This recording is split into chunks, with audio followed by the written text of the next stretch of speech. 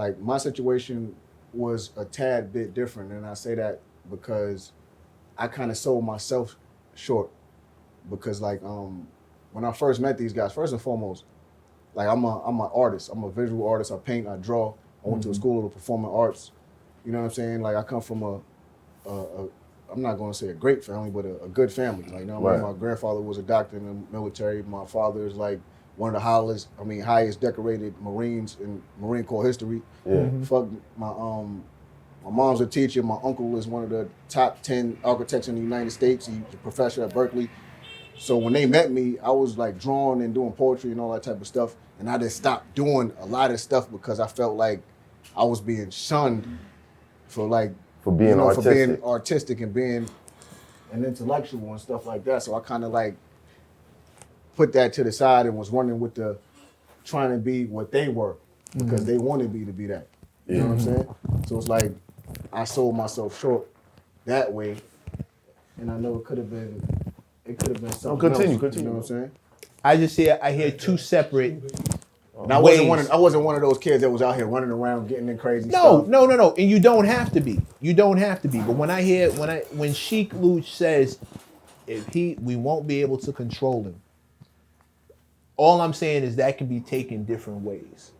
But I personally know him, and I've been around since I was 13, so I know him personally. Right. So when he was saying that, he mean that like because I have my own crew, like, and I'm just speaking like freely.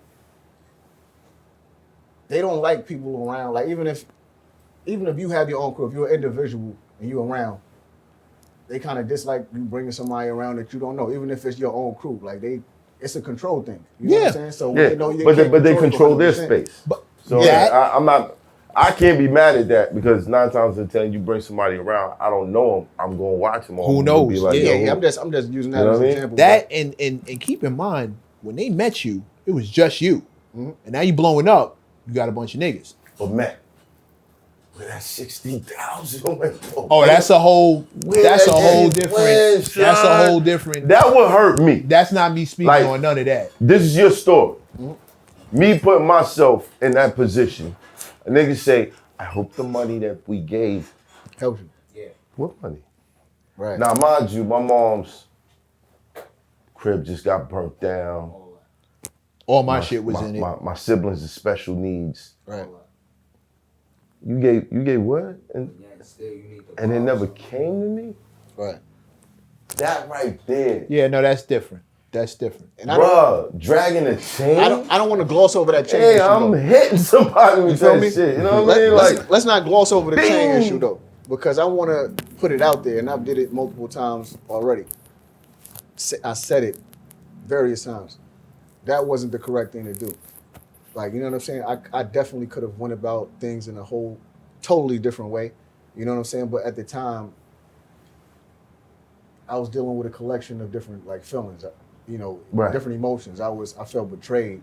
I felt like hurt. I was crushed. You know what I'm saying? Like frustrated. My big homies, like y'all niggas, because this is the misconception that people have. Like they like this nigga was beefing with them because they ain't dropped his album, and that was never the issue. I just wanted to be released from the contract, and they wouldn't let me out of my contract. So that's what the whole beef was about. Like when I told dudes that I wanted to leave because I went to the studio and I had a conversation. They didn't want to let you out of the contract? Yeah. Hold on. Conversation happened in the studio? Yeah. Hold on. The same 3 guys that was fighting to get out their contract didn't want to let you out the contract. Right. And in a sense, I understood after the 60,000 disappeared. That they never gave back. Right. I understood it from a business aspect, even though I never got a chance to actually drop a Pardon retail me. product. I'm saying 3 guys. Nah, it was 1. Right? Okay. So so the chain thing, right? Mm-hmm. Like I said, I could have, like now, looking at it from hindsight, you know what I'm saying? Like at the time, I wasn't in a position to articulate myself in the correct manner. Still a kid. Yeah, and speak to them and say the things that need to be said as far as expressing myself. I couldn't tell them exactly how I felt, and I didn't. Even though I was wrong for feeling that way, I felt like them being older, they should have like set me down and let's talk about this. But at the same time, you're the man of the house. Right. When you heard about that 60,000, That was crushed, man. Why wasn't your next move like, yo, son just told me. Because that wasn't the he first gave me incident. So I was 60,000? kind of like, even though I was wrong, I was kind of used to different stuff at that point. I'm like, She was eating it. I knew I wasn't going to be there for long after that. I'm like, listen, if incidents keep occurring, I had to make my way out of this. That's why I planted the seed to start my own thing and admit to that. You know what I'm saying? And that's one thing that they didn't like also. You know what I'm saying? They're like, you trying to start your crew and put other people on and you're not fully on yet. I'm like, listen, because my plans was different from the start. Like realistically, I wanted to come in and retire at 25. My thing was, even though it's far-fetched, but I'm like, I'm gonna come in, drop 4 albums, and I'm done. I don't want to be here forever. Right. I'm not trying to rap at 30, like, you know what I'm saying? Right. Like, so if I got a homie that rap, I'm about to use the same blueprint that we used to start this movement because I was here and I helped contribute to start this, so I know what it takes. So I'm gonna let him ride with me, Right. and that's just what it is. And one of them end up being on D Block Next Generation and signing with D Block. Actually, like 3 of my dudes that used to be with me end up signing with them after the whole thing. After everything that you went through, Yeah. they still turn around. What? Yeah. Well, then that's kind of pointing like fault in your direction. Not really, because I can't even. My thing was this. I was looking at it in the sense of everyone they want fame. They chasing the fame. Everybody want the dream. Right. You know what I'm saying? Like one person in particular. That's my dude, and we didn't talk about it. You know, we spoke on our. You know, he spoke his piece. We good. What's his name? AP. AP. He's from Yonkers. He's from Kiss Block. Right. You know what I'm saying? Kids knew he rapped his whole life. Never wanted to do anything with him. Mm-hmm. I heard him and was like, yo, this nigga can spit. This nigga talented. Right. Start running with us. I'm doing songs with him, put him on mad songs. You know what I mean? Every mixtape that I'm doing, like any connect that I have, I'm plugging them. I'm doing all that. Right. Even though I'm not even in position to really be doing all this type of stuff. But Right. I'm like, look. Right. So once cats started hearing him with me, you know, they kind of like start dangling the fame in front of him, like, yo, you know. So he like, yo, we should start putting ODG/D Block. This is back with MySpace. On our MySpace names, I'm like, nah, listen, because I don't do that. I want to keep everything completely separate. Right. So if anyone's looking at us or interested in us, they'll be like, yo, this is something separate. Right. But, you know, a person that's fresh out the streets, only thing they know is what's buzzing. They're like, nah, D Block buzzing.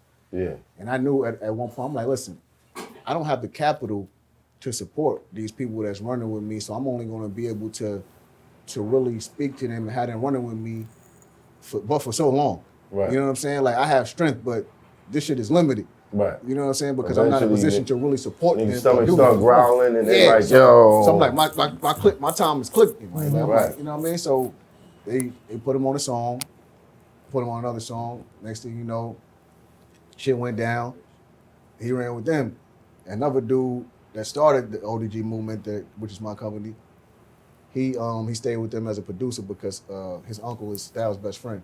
I never fought at him for that though, because I already knew like the connection was strong. connection. And then another dude that I had brought, he ended up running with them, and out of spite, they gave him a position. So it was just like a bunch of stuff that was going on behind the scenes. But as far as the dragging the chain go, that was never even supposed to go down. It was off impulse. And that footage was never even supposed to come out. It's Hoffa.